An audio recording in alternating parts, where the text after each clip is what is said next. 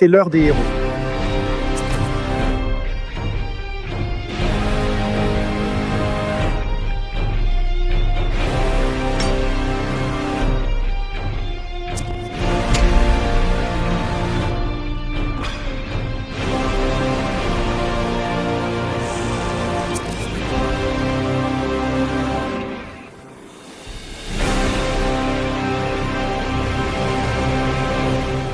Aujourd'hui, nous évoquons Ben 10 Legacy, la nouvelle bande dessinée Ben 10. C'est un projet créé par Thomas Vergel, un artiste au coup de crayon exceptionnel qui va nous apporter la nouvelle bande dessinée de Ben 10.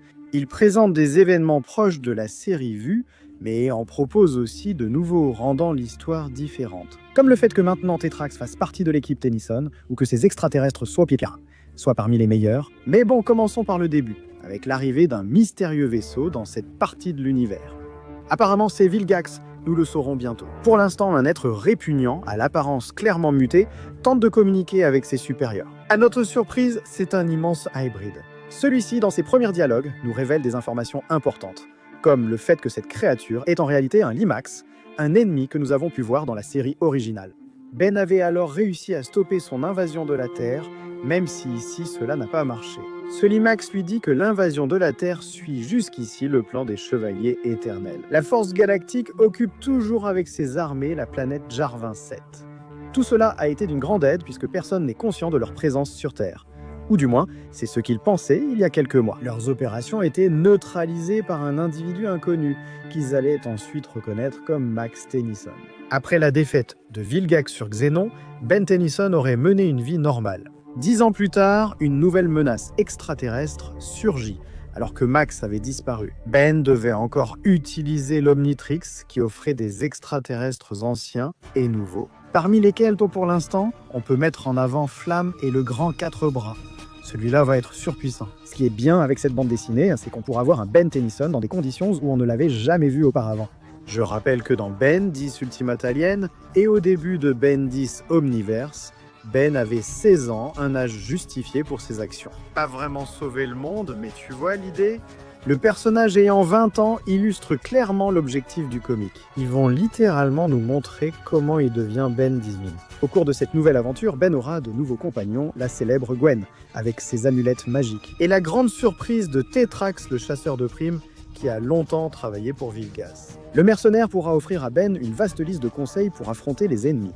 Maintenant que le grand-père Max n'est plus là. En 20 ans, Ben a déjà un jugement solide, donc Tetrax interviendra seulement pour les combats et stratégies, parce qu'en étant honnête, Tetrax n'a jamais vraiment montré qu'il était un bon compagnon. Lors d'une mission avec les Demison, il les a conduits dans une prison extraterrestre où ils ont failli ne pas s'en sortir. Oh non, j'ai déjà assez de problèmes. Oh non, déjà. Exemple vu dans Ben 10, Force Alien, où Tetrax a rejoint l'équipe. Demison n'a pas été un bon protagoniste dans cet épisode, car quelque chose interférerait avec Tetrax et le rendait inutile. À chaque fois qu'il est apparu, il a échoué. En tant que compagnon, Tetrax n'a pas une bonne réputation, car il a toujours eu tendance à trahir ses camarades. Qu'il l'ait fait contre Six et Crab semble normal, étant donné qu'ils sont des mercenaires. Le problème, c'est que les trahisons de Tetrax ont été très importantes. La plus connue est celle où il a trahi toute son espèce extraterrestre, Tetrax. En tant que compagnon de Ben, ce sera très intéressant, car ce personnage pourrait à tout moment rejoindre les gagnants. En parlant de personnage, qu'est-ce qu'il est mystérieux, ce type. Tout porterait à croire qu'il s'agit de Kevin ou d'une version similaire, pour 2 raisons. La première était qu'il a une cicatrice assez similaire à celle que sa version avait. Dans le futur, pourquoi cette forme ? Il semble que Kevin maîtrise l'absorption des pouvoirs dans Suprématie, Alienijona et Omniverse. Kevin ne pouvait pas faire cela, car avec le temps, cela devenait une obsession qui le menait à la folie. Ici, il n'aura sans doute pas ce problème, car on le voit ensuite sous sa forme de feu évolué, prêt à affronter cette nouvelle version de feu. Le catalogue d'extraterrestres de Ben comptera 20 membres, mais je vais d'abord te présenter les 10 premiers. Tu connais déjà Flamme et 4 bras. Les suivants seront Boulet de canon et Roche. Celui-ci semble avoir une armure à l'intérieur de son corps, mais il s'agit simplement de son nouveau redesign. Aquatique et XLR8 sont des personnages impressionnants. Regarde ces designs réalistes. Papumira, un dieu est toujours aux côtés d'un autre. Alien X et Frio. Il était prévisible qu'Alien X soit dans cette Omnitrix. Qu'il utilise ses pouvoirs, c'est différent. Son design était réussi, proche de celui de Frio. Je crois qu'il est arrivé quelque chose à mon extraterrestre préféré. Peut-être parce qu'il paraît plus sinistre? Qu'en pensez-vous de ce Frio? Faites-le moi savoir dans les commentaires. Les deux derniers extraterrestres sont Ultra-T et celui qui pourrait apparemment être Raz. Bien que ces versions aient évolué, il est peu probable que ce soit Raz. Mais cela pourrait être un nouvel extraterrestre. Comme tout ceci, en retirant Alien X de cette liste, qui penses-tu être le plus puissant? Je suis certain que cet Omnitrix sera l'un des plus puissants. Le super catalogue d'extraterrestres accompagne Ben et son nouvel Omnitrix, qui, comme toujours, sera mis à jour. Leur forme ressemble beaucoup à celle de Ben 10 000, et c'est une bonne chose, car c'est la voie que nous suivons. Pour les ennemis, seul Vilgax est confirmé pour l'instant. Le chauve, la mare, reste incontournable dans Ben 10. Nous avons aussi X, qui tentera de récupérer tous les sauts magiques. Voilà pourquoi il affronte cette waifu. Les hybrides sont les derniers, et cette fois, je pense qu'ils seront les plus importants grâce à un plan plus solide. Tu vois, je t'explique. Je t'avais déjà dit que dans la série originale, on avait rencontré les Limax, à qui Ben avait déjà botté les fesses auparavant. Cela a été un événement d'une grande aide pour que la Terre ne soit pas conquise.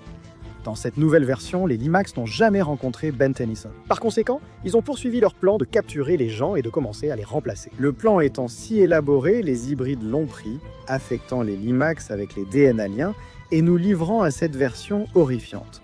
Cette créature est essentielle car elle l'a fait sur 3 espèces, comme vu dans la série. D'abord avec les humains, puis avec les singes araignées, et maintenant avec les Limax. Le problème majeur avec eux, c'est que l'eau est leur faiblesse, donc même un humain pourrait facilement les vaincre. Il reste 10 extraterrestres à ajouter à l'Omnivrix.